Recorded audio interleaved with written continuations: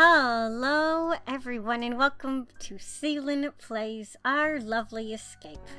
I was searching for a game to play and I randomly just came across this lovely visual novel game.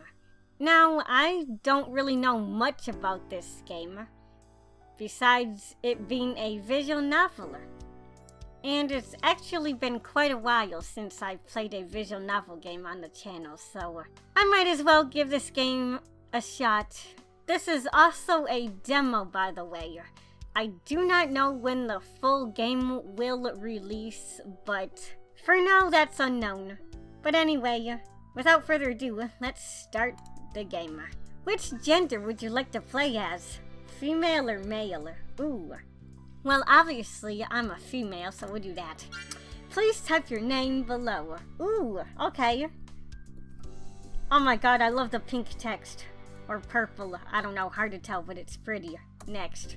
Here I am. It's another tedious morning at the office on another typical day of the week. Very nice office. I want that office. Oh my god. The white logged mug near the monitor has been sitting there since yesterday's office break. And the last minute notes scrawled on my notepad are still waiting for me. I can't even remember how long it's been since I started working as a writer. Maybe 5 or 6 months? Oh, so we're a writer, okay. No one's really keeping count, but the feeling of being a newly minted employee hasn't rubbed off me yet. It's as if I'm still the new kid in school. It's nothing I've experienced before, to say the least. My coworkers have been welcoming so far, even towards a budding writer like me who doesn't have much experience in making otome games, or anything interesting for that matter. Oh, so we are a game designer? That is cool. It's not like I would have wanted to work in this industry if I had to pick. I mean, I never really been the creative type, but I know I can't complain. I'd be lying if I said I wasn't overjoyed I get to work in an all-female office, though. Everyone is so friendly, and nobody complains if you design to acknowledge the female body does gross things sometimes.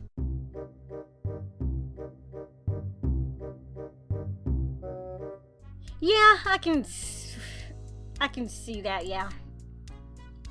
Oh, who are you? Hey there, Sealynn. How are you on this? I guess I'm okay. Gorgeous and pleasant morning. Gorgeous and pleasant this time? Better than a rainy one, I suppose. Last week's downpour was pretty bad. I just got here. What about you? I'm fine. I came in a few minutes ago, so I'm about to boot up the computer. Right. So, did you finish writing that mayor section yet, or are you still stuck on how the demon battle is supposed to go down? Not yet. I think I have a good idea about how to build things up before the action scene now, though. Mizari is afraid to be a burden to others, and Nerroy acknowledges this but encourages Mizari to stand up for her beliefs. I believe I pronounced both of those names wrong. I do apologize. And then something about her trusting Mizari to usage her self-doubts. Yeah, what do you think, Alexis? Oh, okay, this is Alexis. Hello. Oh, I think it sounds like a great idea. I mean, it's a fitting scenario for the two gal pals, so I don't see why not. Best friends should trust each other after all. Or, I'd like to think so anyway. That is true. As long as you don't go off the rails and make them backstab each other during the battle or anything. Which would be wild, by the way. I say you should be fine. Well, if you say so. That scared the crap out of me. Anyways, Alexis noisily pops open a bag of chips before plopping a snack into her mouth. I want some, I'm hungry. It's just dialogue, right? Like it's nothing major. I'm sure Lisa will approve. Lisa? Even if she doesn't, it's whatever, yeah? She knows you're still getting used to things. She'll help you fix it. Yeah, I guess you're right. When haven't I been? I don't know. I know how to make good games too. You can always ask me for advice. Oh, thanks. I briefly turned to my notepad to look over what we've established for the title's world building. The project I'm working on now is still early in development, but we have another title that's close to release. Ooh! Although we haven't decided on this newer game's title yet, and some of its key assets are still works in progress, I have a good feeling about it. It's a fantasy otome game that wrestles the issues of oppression and closed-mindedness, both tied together through the theme of love. Intending to resume our conversation, I look over my shoulder to find Alexis sweetly smiling at me. Her familiar, gentle smile begs for my attention. But you know, since you don't have your hands full at the moment, if it's not too much to ask, would you like to help me darken the outlines of some of my sketches? Pretty please? It won't take long, I promise. Just trace and go, and it'll be as easy as 1, 2, 3. And it's definitely not as hard as coloring between the lines. Even though Alexis comes around to ask me for help a lot, it feels difficult to say no to a smile like hers. But there's no harm in helping her this time around. Not to mention that I don't want to come off as rude. Yeah, that's true. Besides, as a relatively recent hire to the studio, I should continue to help in any way that I can. Who knows, this may even turn out to be a good way to build rapport with my coworkers. Whatever that means. Sure, I don't mind. Just let me know what I have to do. The woman suddenly burst into a cheery mood, gleefully raising both of her arms in excitement. A few of her chips spill out of the bag and onto the floor, but the mess leaves her unfazed. She's far too upbeat, far too in the moment to notice that anything has gone amiss. Strangely enough, I don't care either. Alexis has a way of pulling people in. The way she laughs is contagiously satisfying. It's jauntily enough to brighten the room and compelling enough to ease my fatigue. Yay! You're the best, Sealynn. I know I can always count on you. Oh, stop it. Now if you'll just follow me, we can slip by. Excuse me. What was that I just heard? Oh no, we're dead. Don't think I didn't overhear your little scheme to make others do your work again, Alexis. Oh boy, this can't be good. It never ends well when Lisa's angry like this. No compromises, no excuses. That's just how she is. Wait, so that's Lisa? Oh gosh. The morning hasn't even started yet, and I'm already finding myself too worried to take a break. All because I have an employee who's too unproductive to do anything on her own. Damn, that's harsh. Do you think making game development is some kind of joke, Alexis? That you can manipulate others into doing your job just because you feel lazy every single day? Damn, that's rough. Do you realize what you're doing? You're shitting over all of the time and effort I put into the studio. Jesus Christ. Oh no. No, you have it wrong. I was only... Alexis, don't even start with me. This isn't the first time you've done this, and I suspect that it won't be the last either. Alexis shrinks back. Her happy-go-lucky demeanor is suddenly eclipsed by biting contempt. Lisa Vogel, manager, marketer, multitasker, and above all, otome mastermind. She's the head of the game development industry, while we, her co-workers, serve as her hands. At least that's what she constantly tells us. I can see why she's pissed, cause I guess she runs the place. That makes sense. There's a death sentence for anyone who opposes her authority. Rarely will she ever budge to settle a difference, because that would go against her principles. Moreover, I don't know if it's possible to convince her she's ever been in the wrong. For someone as serious and sharp as she is, I've always been afraid to dispute her word. With her arms crossed and dark hair tied up, Lisa shoots an intimidating glare at Alexis. I'd like to think that I've been quite reasonable with you, Alexis. Even when you started off on the wrong foot as a new hire, I was lenient with you. I gave you tips, and I left you with warnings. I even went out of my way to defend your flagrant misbehavior in board meetings. As manager of the studio, I've done all I can so that you can succeed and be at your best. And this is your way of repaying me? After so many discussions, you still haven't learned from your mistakes. How much longer do I have to wait until you get your act together, Alexis? I'm sorry. I'll try harder from now on. Harder isn't good enough, apparently. All you've given me so far are empty promises. Lisa pauses, covering her eyes before muttering something under her breath. Sheesh, it's not that difficult to put in the effort. I mean, why can't you be as ambitious and hardworking as Mayu for once? Is that seriously so much to ask? I turn to find Alexis looking defeated and very much at a loss for words. The bitter sting of disappointment is visibly eating away at her. Okay, fine. I'm sorry. With nothing more to say, Alexis scurries back to her desk with her head downcast. Oh. Lisa finally turns to me, in her constant disapproval. It physically pains me to stare into her quiet, penetrating eyes. Don't think you're off the hook either, Sealynn. Alexis's work isn't your responsibility too. Your passivity only encourages her to keep this up. She'll keep lazing around and asking others to do her bidding forever. Focus on your own work. She needs to learn to do everything on her own. You're only accountable for the task I personally assign you, okay? Otherwise, what was the point in me hiring her? Does hiring people just to get them to tell others to do their work for them make sense to you? Honestly, that sounds like my life. I guess not. Lisa pauses yet again. Seriously, get yourself together, Sealynn. I know you're better than this. I really need my cup of coffee now.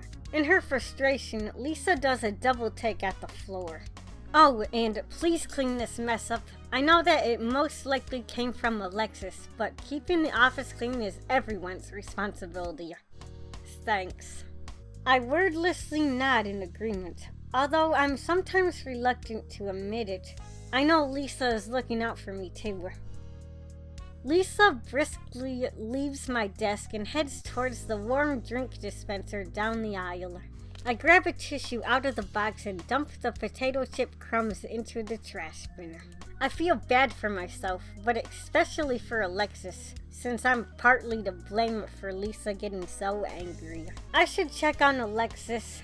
I head in the opposite direction of Lisa and sneak over to my coworker's desk. Alexis still hasn't recovered from Lisa's harsh words. A gloominess has overtaken her. It's as if she has become an entirely different person. Alexis, I'm sorry about what just happened. Lisa's pretty unbearable when she's angry, isn't she? No, I understand. You don't have to apologize. After all, I'm the one who asked for your help. I need to be more responsible, like Lisa said. If anything, I'm sorry that I got you into this mess. The redhead's eyes dart around nervously.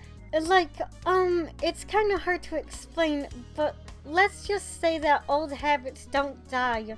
They hibernate. Old habits? I don't get it. Does she mean she used to have a bad habit of asking for help? That doesn't sound so bad. Everyone needs help sometimes. That's just natural. Either way, this probably isn't the time to press her about it. Especially not when she was just lectured by Lisa. I see. Yeah, old habits can really come back to bite you, huh? No kidding. There's not like a on or off switch that you can flip whenever you want. In that way, habits are like rain clouds. All you can do is either get an umbrella or run away. Run far, far away. And you have to deal with them whenever they come knocking at your door, I guess. Life isn't kind enough to plan around your schedule. Rain clouds, huh? Sounds dismissal, but it makes sense, the way you put it. Alexis suddenly steps back, pensively glancing towards the ceiling and talking as if she's thinking out loud. It's true, but why else would they come, you know? It's not like I asked for them. I'm sure no one else would either. Kinda like Mizari, she didn't ask for trouble to befall the townsfolk. It's not like she wants to be whisked away to live with the Demon King. Who would want to have their life constantly put in danger? Well, I sure wouldn't. Yeah, exactly. Which reminds me, Lisa, that silly girl, does she still, if only she could see. Ahem. Oh gosh. An abrupt, angry grunt interrupts our conversation. Alexis and I take it as our cue to stop disrupting the people around us. Oh, guess I was being too loud again, huh? I'm sorry about that. It seems like I keep getting you into trouble lately. And anyway, I definitely can't have Mayu mad at me as well. By the end of the day, you'll probably hate me too. I don't? Oh, this is bad. Very bad. It's okay, Alexis. Don't worry about it. That won't happen, I promise. Well, I should probably get back to work now. I'll talk to you later. Yeah, later. I don't know what to make of Alexis's predicament. Nonetheless, the reality is there's no time for me to be concerned about Alexis's lack of sense of responsibility. I return to my desk and begin my duties for the day. I have some catching up to do, so I'll have to work a little quicker today. Before I know it, the afternoon quickly comes around. Time always seems to fly when I become immersed in writing. Alright everyone, you know what time it is. Step away from your computers and start heading downstairs. You know the drill. Oh, okay. You don't have to tell me twice. Oh, Alexis. Aw, you aren't still mad about this morning, are you? Well, how's your work coming? It's, going... Good enough. I suppose I've cooled down a bit. Yay! Then let's share a plate of gyoza. Sealynn too. I don't think I pronounced that word right, but I'm rolling with it. What? Why me? As an apology for earlier, of course. You say that like she had no responsibility in what happened. But I guess that doesn't really matter now, huh? As long as you both learned your lessons. I sure have. Me too. Alright, I'm trusting you two. I'll do you proud. Especially if we get a triple serving of gyoza. Why do I get the feeling I'll be the one footing the bill for all of that? I'll split the bill with you, Lisa. Thanks, you guys. The three of us eagerly head downstairs for the lunch break, following behind the rest of the office. I take my place at the end of the line. In front of me, Alexis is vacillating between udon and the teriyaki chicken rice bowl. That sounds good. Lisa is waiting in the line adjacent to ours. She most likely picked out her order hours ago. Finally, Mayu is standing directly behind Lisa, is intently staring at the menu plastered above the register. I haven't brought a lunch to work since I was first hired at the studio, because it's actually cheaper to dine here than buy ingredients at a grocery store. It's a plus that the food here is extremely delicious too. The owners of the restaurant are gracious enough to grant our whole company a sizable discount off every meal as a thank you for renting the upper floor of this building, which they own. I sometimes wonder whether this is a better deal for us or them. A triple serving of gyoza and a bowl of beef udon, please. You weren't kidding about that, were you? I never joke about food. I'm insulted you don't know that, even after all this time. Everyone who works here looks forward to lunchtime. It's not only about filling our stomachs, it's a time to unwind and refresh ourselves a bit. It wrings the excess stress from the workday. Alexis pats me on the shoulder as she heads off. You're up next, Sealynn. Get your head out of the clouds. Oh, okay. Do I get to pick? Like a clockwork, I'm waved up to the counter by the smiling employer. Your order, ma'am. Ooh!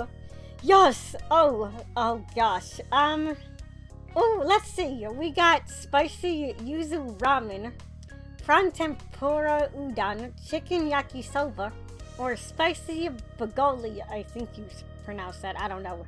I think we'll go with the spicy ramen.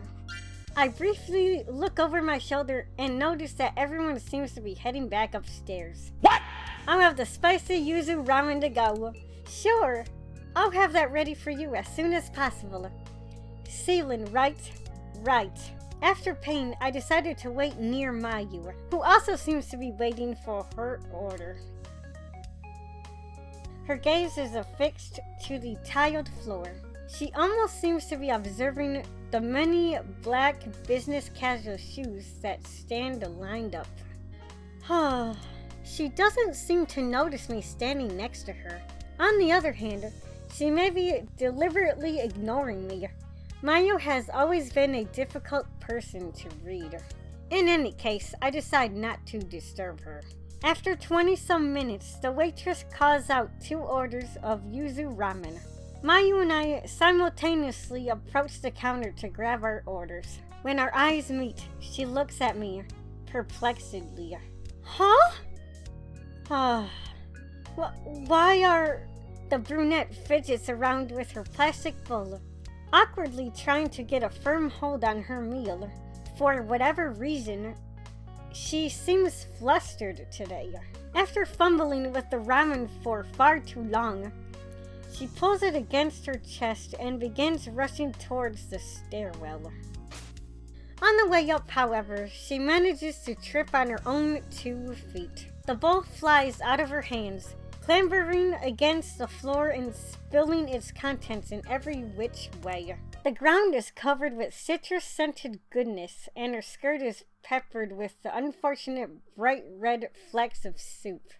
One of her ankles appears to be slightly twisted underneath her, the broth painting a grimmer-than-reality picture. Everyone in the restaurant is suddenly in a commotion, uncertain what to make of the situation. There seems to be a bad case of the bystander effect. Are you okay, Mayu? Geez, that looked like a bad fall. What should we do? Someone should help Mayu out.